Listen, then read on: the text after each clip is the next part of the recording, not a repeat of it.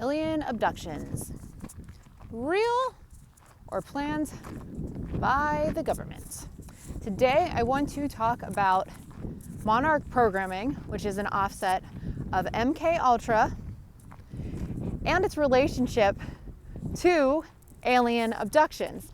Now this is going to be a fun topic to talk about because I feel like it overlaps into a lot of other topics that we tend to find interesting on this channel. So Project Bluebeam, New World Order Agenda, the GATE program, the Gateway tapes, probably some other things that I'm not thinking about right now. So I'm interested to see where this topic takes us today, because if I don't cover everything, then I'm just going to make another video about it. So let me know in the comments if I forget anything and if you have anything to add.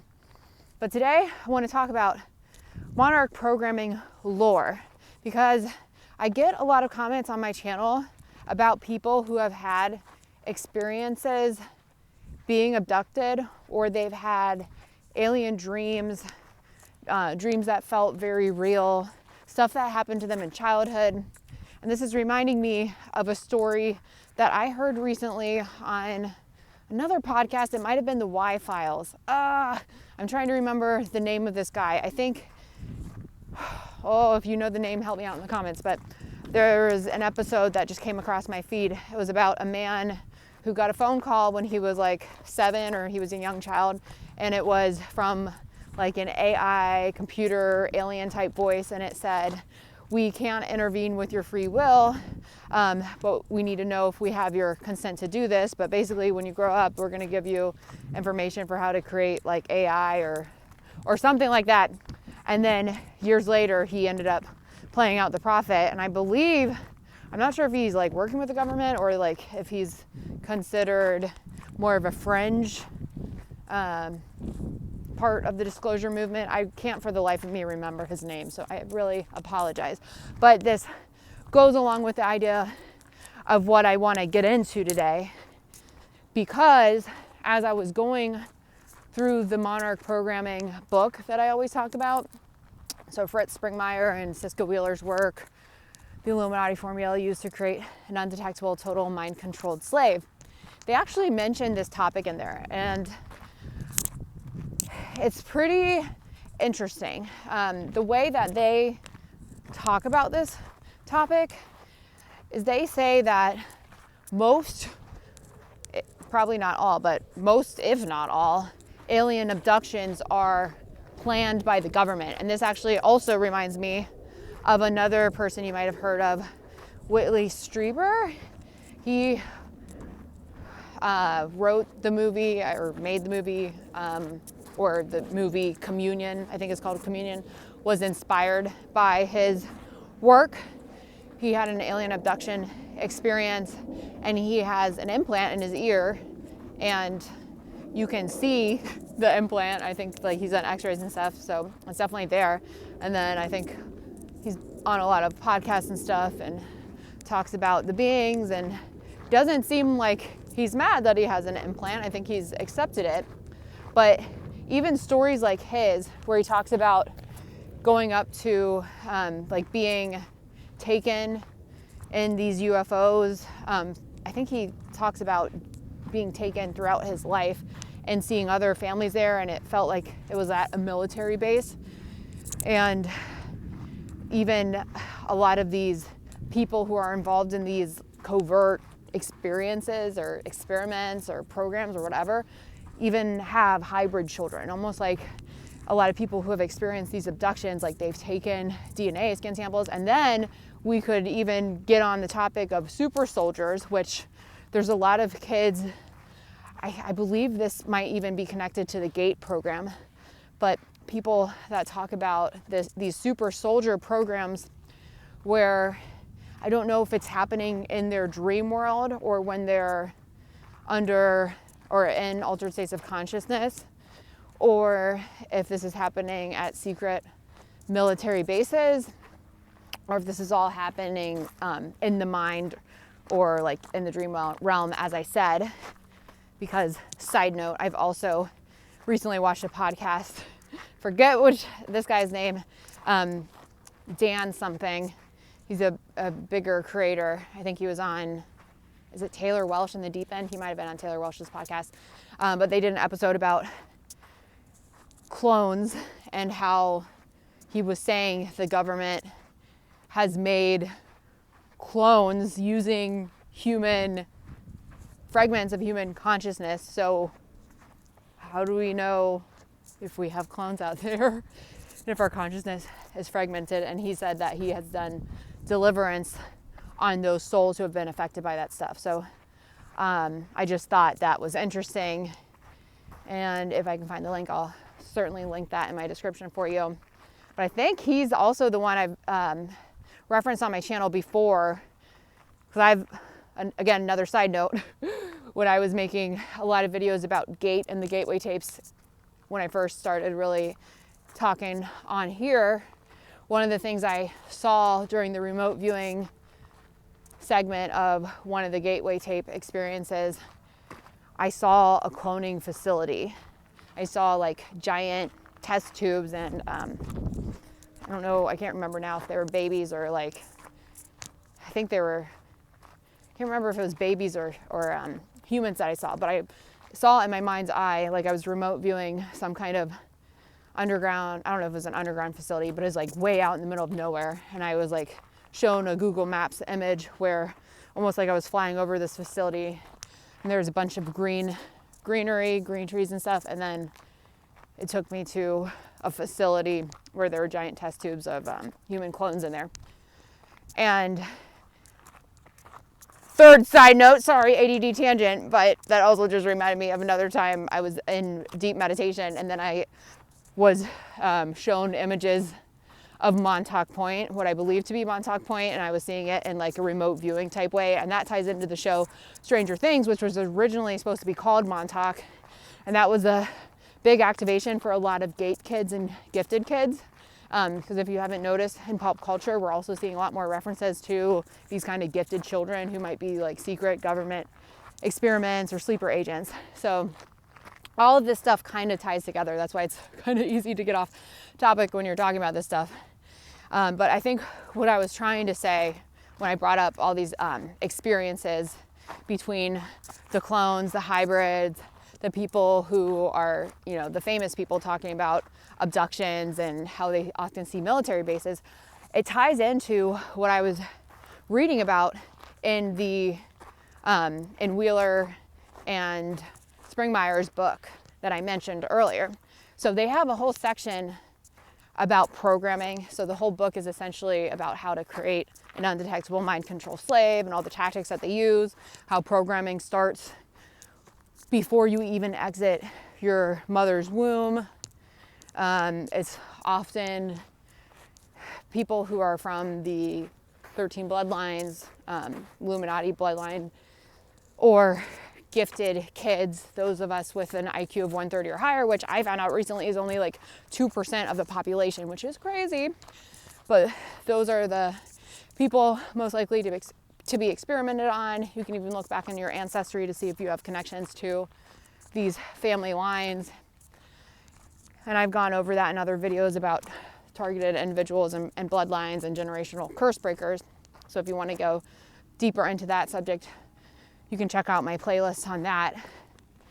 But this Monarch programming book mentions all of that and how programming is done, again, at 18 months old, like early surgeries, premature births, early childhood programs like GATE, which kind of separate you from the group and work on essentially grooming you for what they want to do with you. But another thing that really caught my eye, or caught my attention about this book, is their mention of Star Wars programming and Michael Aquino, who again I've mentioned on this channel a lot of times. So he's mentioned specifically in that book as a programmer, and he's mentioned in the section that talks about how his favorite type of programming was Star Wars programming. And they also mentioned the character data, and they talk about how he's kind of an alter or yeah, I think he would represent an altar, which kind of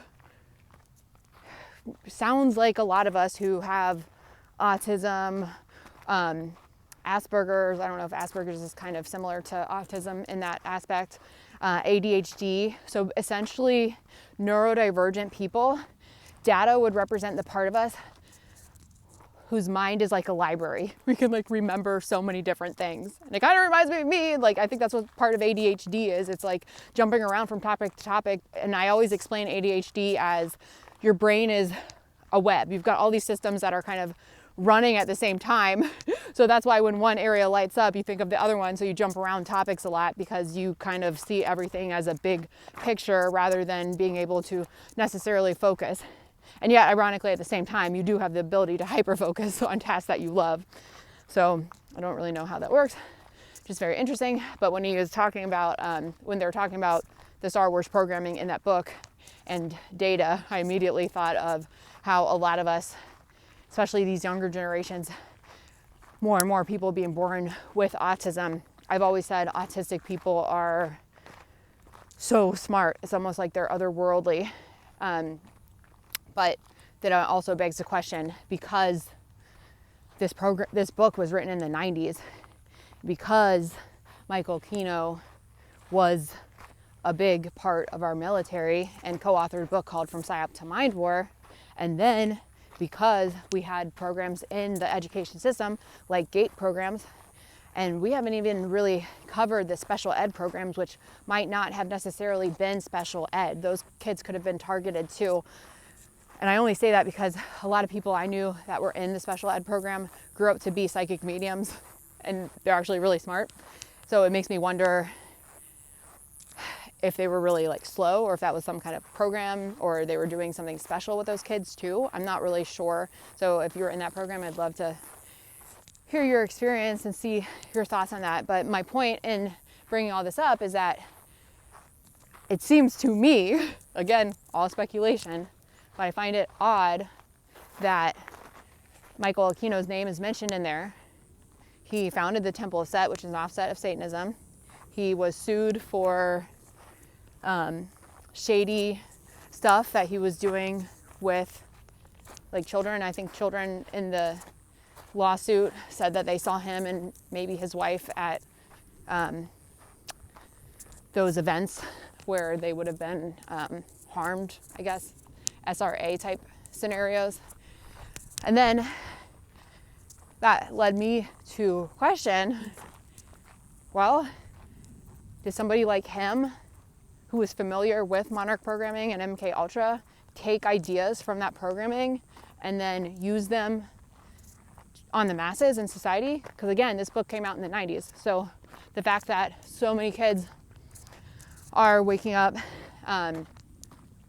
so many people are waking up right now spiritually, but then we also have a lot of us who are born, I don't know if it's born or it's related to shots, because side note, what about that weird flesh-colored mole? I can't point because I'm holding my camera rod, but the flesh-colored mole a lot of us have in the same exact spot on our arm. I don't know if that's related to shots or if there's some other theory behind why people have that. So again, if you can help us answer that in the comments, would love to hear your perspective on that.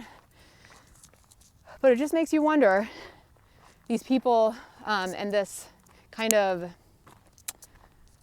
explosion of neurodivergence in our culture, is that because we are awakened beings and neurodivergence is really a sign of those who are awakened? So like maybe they had to try harder to program them, or maybe neurodivergence is gaslighting, essentially, like basically organizations doing programming on people like us and telling us that we're neurodivergent and something is wrong because they're trying to keep most of the population under a certain level of consciousness so they can be controlled and they can carry out with their agenda and such. And it might be an issue for these people if there were a group of intelligent beings who couldn't be controlled, who wouldn't go along with their agenda because they had morals. Wouldn't that kind of throw off these organizations and give them a reason to gaslight and come up with names in psychology for them and try to medicate them and keep them repeating the narrative that something is wrong with them and there's no cure, or they have to do talk therapy and all this stuff for the rest of their life. But the other crazy thing about it is that most people who end up with some kind of mental illness is because of childhood trauma.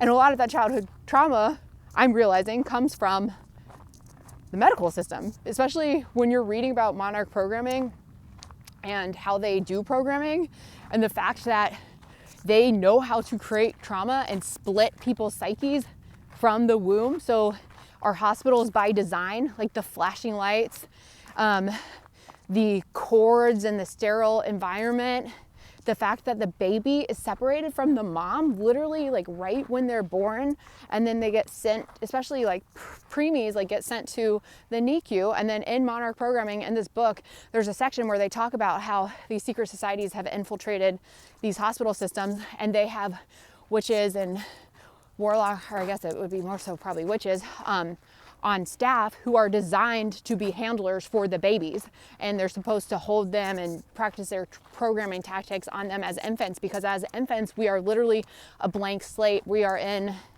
think it's the theta brainwaves from 0 to 3, I believe. It's like theta alpha, or is it delta theta alpha? It might be delta when you're 0 to 3, but either way, they're both states of consciousness where we can be programmed. So when people, side note, I was watching a show last night, The Mentalist, rewatching that with my mom right now, and they just had an episode about NLP and hypnosis, and some woman had put a guy in a trance state and made him believe that he had murdered somebody. So I was like asking myself, I'm like, is this real? Like, can they really put people in states of trance that are that deep? And that might be the case. Like, it seems like it might be fiction, but then at the same time, you meet a lot of people on these planets, like on this planet, like the ones who are really just mind controlled. They are super narcissistic, but don't even know that they're narcissistic. They're addicted to substances. They are caught up in abusive relationship cycles. They're the kind of people who, you know, a nation of workers, like those that don't ever question the narrative or think for themselves. Those people probably could be put in trance states. And then we get into conversations like, okay, well, what really happened with Charlie Kirk? And some of these devastating media events makes you ask the question, like, these people who are blamed for it, are they the ones really who are responsible, or were they put in some kind of trance state to show up at a certain place at a certain time, when in reality somebody else actually carried out the act? I don't know. Shows like The Mentalist make me wonder. So we're getting a little sidetracked, but back to Monarch programming and how it essentially starts on all of us, and how I essentially am coming to the conclusion that Michael Aquino, again, just allegedly, like, I'm asking, did he take inspiration from this kind of programming and then apply it on an entire generation? And that's kind of like what's become pop culture. And then they have all these organizations, so military intelligence agencies, Hollywood and television and music programming, politics, NASA, all these organizations that kind of fall under that umbrella. Are they all running mass mind control programs on society? And then I think one of the biggest ones is about aliens and abductions.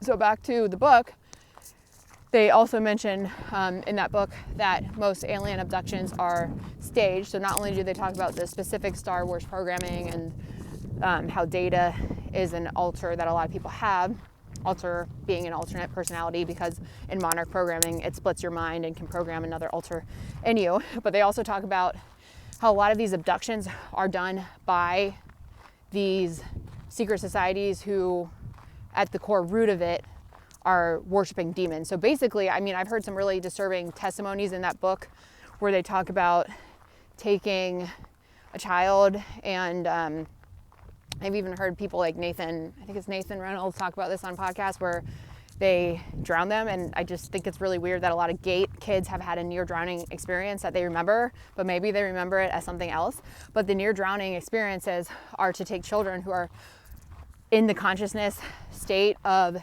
being able to receive messages from the spirit realm. So these secret societies who are trying to like summon entities, they use KIDS to be the vessel for that. So they put them in near drowning experiences, and then when they're doing that, I think it creates, I don't know, splits or trauma. And I don't know if like when they come out of that, they're able to channel the entity, because the other thing that might happen too that I just thought of is when you're experiencing trauma, you dissociate. So it's almost like you're watching yourself experience that event.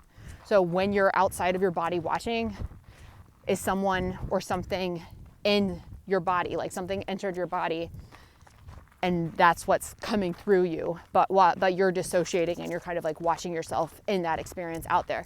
Because like for me, a lot of my childhood memories that involve sleepwalking and alien dreams, it's like I'm watching myself and standing outside of myself when those things were happening.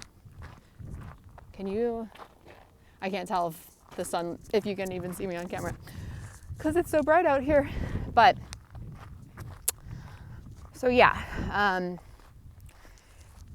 the next question though is why would our own government allegedly, potentially be doing this? Well, if you've gone down the rabbit hole of secret societies, agendas, and the New World Order and all this stuff, then you might have read or understand that that's what they are trying to do in 2030. Whether or not that's going to actually happen, I don't know, because also I think you can look at conspiracies in general as kind of like systems of the matrix or archons of the matrix, but if we starve them of our attention, then their agendas don't happen. The only way their agendas happen is if we feed our attention to it. So they're using tactics like shows, which I mentioned yesterday, 40 Acres, Leave the World Behind, Alien Earth, a bunch of these programs that came out, plus not to mention all the alien series like Prey, all the alien movies that have been around since, the 80s when they first came out. Star Wars programming has been around for a while. So a lot of the species on Star Wars, have you noticed, a lot of them are kind of evil in nature, or they're not always benevolent species. So we've got that on one hand, fights against different kind of alien species. So it's creating a fear of some kind of external threat that we don't understand. Then we've got modern day television programming talking about how 3i Atlas might be a hostile alien ship. And then we've got shows that would kind of implant that idea in our mind. Then we have all these people who have stories and testimonies about being abducted, but they're friggin' ridiculed by society and made to sound crazy, and then brainwashed and gaslit to believe that it never happened. And like they intentionally do these people dirty. They make them come off as crazy so people don't take their testimony seriously, yet it's still doing their dirty work of like implanting the idea that it's like making the whole topic of alien abductions and UFOs taboo, which makes people more interested in it, which causes and creates more disinformation. So I believe that the true information is out there somewhere, but they have so much disinformation out there too that we can't necessarily easily discern what's real from what's not. But all of that to say, I think at the end of the day, there is an agenda on the planet from people who have more negative agendas, and they're seeking power and control, and they, probably worship secret entities. Now, could these entities and demons that they worship be alien species like reptilians and stuff like that? That's one of the theories out there. Another theory circulating, or idea circulating, is that reptilians and alien species were created by our own government. So maybe those alien species and reptilians that we see on Earth, I would ask the question, were they like DNA splices or something like recovered from the Roswell crash and similar incidents that have stayed super hidden? And our scientists and our tech, I don't know if that would be like DARPA or if that would be CIA or whatever other government organizations out there that have scientists, like S4. Bob Lazar talks about S4, the secret underground facility at Area 51. So like people that work at those facilities, are they re-engineering this tech? Which I think there's a lot of evidence that they were. And this is a great opportunity for me to bring up Blair White's podcast episode where she had UFO attorney Danny Sheehan on, where he talked about Lockheed Martin. I think it was Lockheed Martin. No, it was Northrop Grumman. But Lockheed Martin is also getting a lot of mentions here lately. Have you noticed? But Northrop Grumman was mentioned, and he said that they had a secret gate classroom where the gate children were being used and experimented on to learn how to operate the craft for them, because the own military couldn't operate it. And they couldn't operate it because the alien tech has a specific, probably like a safety feature where people who have fearful intentions or negative intentions can't operate the crafts, because alien species are probably a lot smarter than us. And people who exist in love and who exist in fear, there's a huge gap in intelligence there. Like if you are always in a state of fear, shame, guilt, lower vibrational emotions, that's all you can focus on. Your energy is a lot more constricted. But if you've expanded your consciousness to the point where you have taught yourself or trained your brain to be in a chronic state of peace, joy, hope, optimism, enlightenment, what some people, are programmed to call toxic positivity, and not saying that toxic positivity doesn't exist, but there's a lot of people out there who are like, have literally trained themselves to do this. And I'll be damned if anybody tells me I practice toxic positivity, because I fucking, excuse my language, I earned this state of being because I put the work into like learn myself and learn my energy and develop energy boundaries and learn information. So I'm not just mindlessly consuming all this mind control content out there that keeps us locked in a box. Like we have to be free thinkers. We have to do our own research. We have to ask questions in order to uncover a lot of this stuff. And then we have to, I heard, shout out to Enlightened Stoner. Is that your YouTube channel?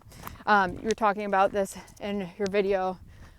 He was talking about this in a video that I watched the other day, talking about, what were you talking about? Because I just lost my train of thought trying to remember the channel's name. I'm so bad with names.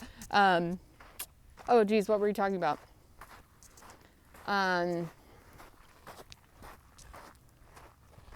Oh my God, I literally can't remember. So maybe you're just supposed to go watch his episode. So maybe I'll just link that in the description. But he brought up some really good points in it.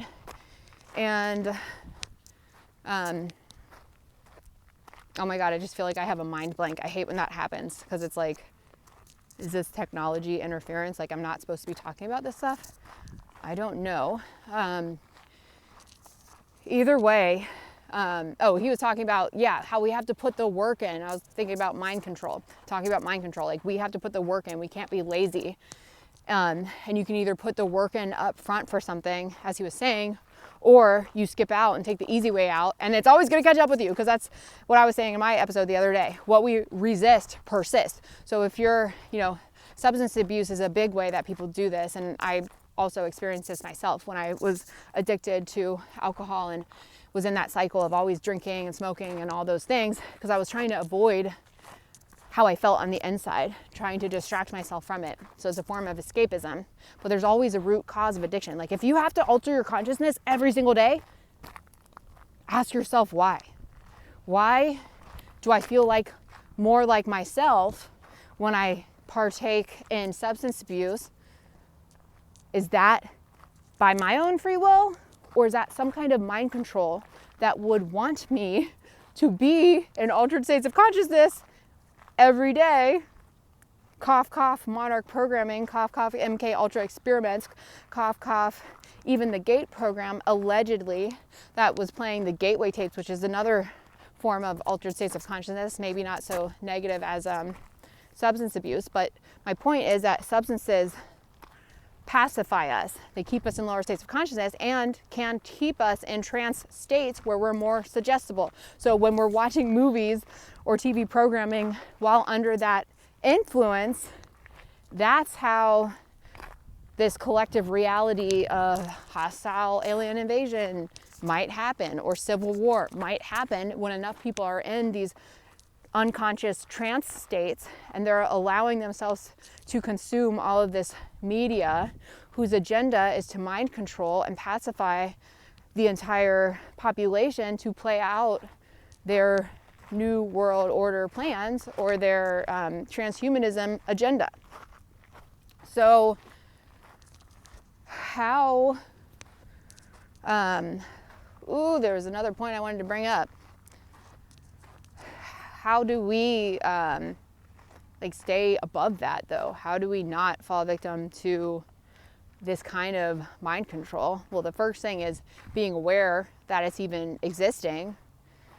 The second is that you want to have control over your energy field and your emotions, because most of the time we're kind of allowing ourselves to be consumed by this content that can control our minds, especially conspiracy content. I feel like a lot of conspiracy content is a psyop.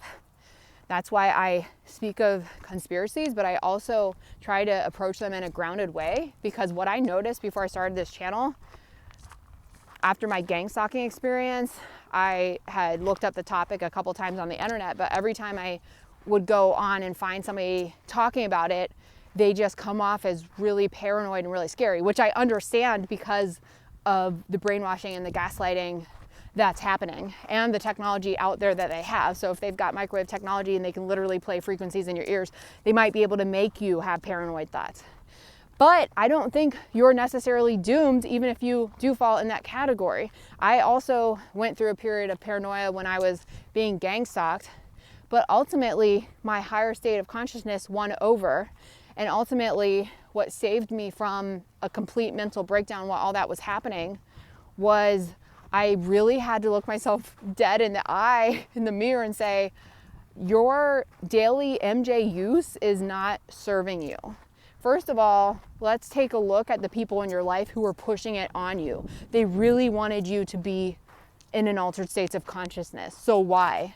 If you have handlers in your life and they always drink with you or smoke with you, that is a huge red flag. That means they're probably using NLP or methods to induce trance states in you, and then they're using the substances to keep you pacified and keep you in the state of consciousness that's going to allow you to receive those thoughts.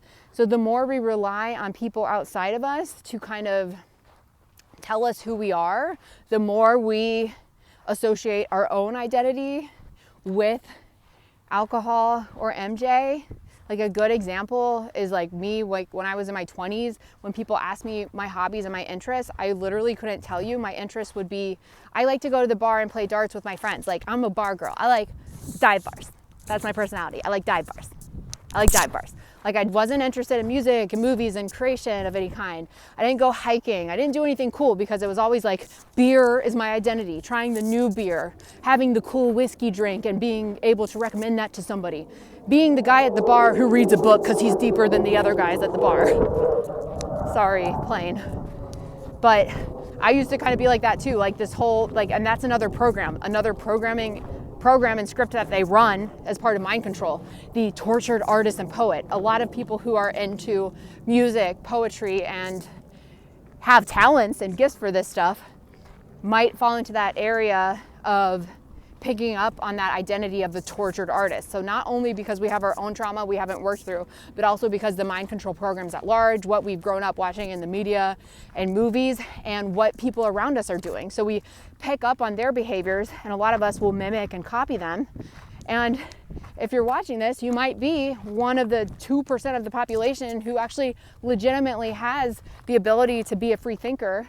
One of the reasons they probably focus on Monarch programming for the gifted kids, so like 130 and higher IQs, is because, at least in terms of the gifted program and how they recruited kids to be part of that program, is that gifted kids were creators and not copiers. So if you've got a whole nation of copiers, you don't have to worry so much about programming them because they're just going to copy other people. Who you do have to worry about is the one with the high IQ who's going to question the narrative. So yeah, if you have a high IQ, if you were in any of these programs as a child, if you are part of these families and bloodlines, then you're most definitely, probably, kind of an oxymoron, but could very well be a target for these organizations. So with great power comes great responsibility though. So as a person who is gifted with this kind of intelligence and gifted with the ability to be a free thinker and to question knowledge and present it in a way that is objective, right? Because we don't want to mix logic with emotion too much. That's when you lose people. So like even people who have good motives, like I'm just using this as an example, and I'm not saying anything negative about Christianity in general. I'm talking about specific people who don't really know how to live or necessarily like Jesus. They think that living like Jesus and being a religious person means going out to recruit people on the street, and they're like really overly emotional about getting other people to believe in Jesus Christ, and their whole identity is connected to like whether or not somebody's going to be a believer or not, because those people don't have the confidence to stand on their own. And I'm again not saying everybody, this is like specific types of people whose emotions are still really connected and they have an attachment to whether or not other people believe like they do. Whereas some of the most spiritual people I've met don't identify with one particular religion or another. They remain open-minded and they live it. That there's such a difference between living it, between treating people with respect, with kindness, with empathy, with taking action. That's like the biggest thing. I'm so tired of people being like keyboard warriors, especially in like animal rights groups, for example. There was a local, what's it called? A local media outrage over a local rescue that I was involved with. And these people saw like dirty cages and sick dogs without understanding the context that the dogs were being rescued from those types of environments. And then one person shared on social media, and all of a sudden, all these people came together and started bashing this rescue who was literally trying to save dogs' lives. And if you've ever actually worked with animals, you know that we are incredibly short-staffed. Like the people who work there, I was so sick when I worked at a rescue because you can't walk away from it when you're in it. Like I had dogs like dying from parvo in my arms, and you have 70 other dogs there and you've got 2 people on staff because people just keep bringing more animals into you. And it's hard when you're in that position, like, well, can we take in another dog, or do we have to say, no, leave it on the reservation for it to be SHOT and euthanize for no reason, just for existing? And that makes me so mad that people, instead of getting up and saying, okay, this rescue clearly needs help, they're clearly trying to do the right thing, so why don't I get off my butt and go help them and go put out an SOS call for them, like maybe help these dogs find a foster so they're not just euthanized, maybe ask the shelter owner if they need help. Clearly they do if they're struggling like that, instead of just bashing them on the internet for trying to make a difference. And that is like so wrong to me, that I see a lot of in this culture, like people who are trying to help, and if they don't do it perfectly, you got all these keyboard warriors coming from the depths of nowhere criticizing you for trying to make a difference rather than actually taking action to make some kind of difference themselves. So again, I think that's part of the mind control programs, like cancel culture in general is. So anyways, that's a little bit off topic, but on topic at the same time, because we're talking about mind control here and kind of how to maintain control over your own energy field. So that was basically a tangent, me going off after speaking about this idea that we can't have our emotions too connected to our objective thoughts and perspective on something. So we should always question both sides, keep an open mind when it comes to learning this stuff, but also we're all entitled to our own beliefs and opinions. And it all seems to come back down to this idea that we're living in a holographic universe or simulation, At least that's what the CIA's assessment of the gateway tapes in the 80s claimed. And if we are living in a simulation, that means that everyone is us pushed out. So my question is, very important question to ask ourselves. These secret societies and organizations, is it more empowering for me to think that these are people outside of me? I have no control over what they're doing. It's hopeless to be a human on Earth at this time because these people are here trying to destroy everything? Or is it more empowering for me to frame it in a way like the movie Inception, where each person's subconscious created the dreamscape, and the bad people in the dreams, the protectors of the dreams, were aspects or alters of their subconscious. So in this collective reality experience we're having, are organizations like the Illuminati or Monarch Programming, the negative elite, if you will, are they projections of our own subconscious mind?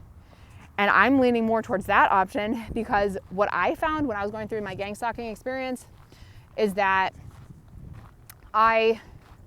when I stopped feeding it my attention, when I stopped believing that these people had power over me, they just disappeared. So granted, I had to block a lot of them, but blocking helps because it gets it out of your view, it gets it out of your subconscious mind. You don't have to be nice to anyone and just keep answering their questions. You can just block people, and then your life will evolve into the next level, which doesn't involve those people in it. So we just have to learn how to have really strong energetic boundaries, not be afraid to turn people down, not be afraid to block people, not be afraid to have a strong opinion, but also I think there's a balance between having a strong opinion and passion about something, but also being mindful that there's space for a lot of us on this planet to have different opinions, just so long as we're not harming anyone else or intruding upon another's free will. Because when kids are involved, that's where I draw the line, and I think other people should too. So regardless of whatever entities or aliens you think need these sacrifices to keep things running, I still kind of would question whether or not that is even part of a simulation. And because a lot of these people and societies who believe in this kind of programming, those who have been a vibrational match to UFOs, the other question I have for those of us who have experienced stuff like that, on a soul level, did we call it in because we wanted to be the ones making an impact at this time? We wanted to be the generational curse breakers. We wanted to play a big role in this awakening on Earth. So it's not always about us, being the victim, and everything happening outside of us is meant to keep us down or whatever, or keep us in states of powerlessness. What if we're being shown what it feels like to feel powerless, so we can be the ones to break the curses, to rise above it, to be the first one in those secret societies that might say, you know what, I'm leaving? Because there's a lot of people that say, if you're involved in these, if you're part of these bloodlines and families, it's so hard to walk away because they're literally your whole life. And I can't imagine having to cut ties with everybody and everything I know. I think that would be really hard and devastating, but people do it all the time, especially when you hear survivor testimonies and stories. People have to cut off their family sometimes and create your own family. I love my family, but I also don't talk to some of them often at all. And, there's part of me that wish I did, but we're just very different. And I've learned how to create my own family through, the friends and the company that I keep. They're not family by blood, they're family by spirit. So I think that's important to know, that we always have that option as well. So anyways, I hope this episode has been helpful. If you're looking for more tools to stay on top of your energy field, I do have an ESP development course. It's only $55 right now. At some point the price may go up, I don't know, but right now it's only $55, and it teaches you about the vibrational scale. It gives you a high vibe worksheet, a daily worksheet, and tracker for 21 days, which is the time it takes to build a habit. Teach you about human design, Kundalini, the chakras, everything you need to know to start to learn about your sovereignty as a human being and how to maintain your vibrational state, so you're not a vibrational match to these mind control programs, because this is all about personal empowerment at the end of the day, and being so strong in who you are and what you know to be true about yourself that you don't let anyone else tell you who you are or tell you what to believe. So anyways, if you're interested in that, there's a link in my description. You can also work with me one-on-one. I do readings. And thanks for sticking around. I will see you guys in the next episode.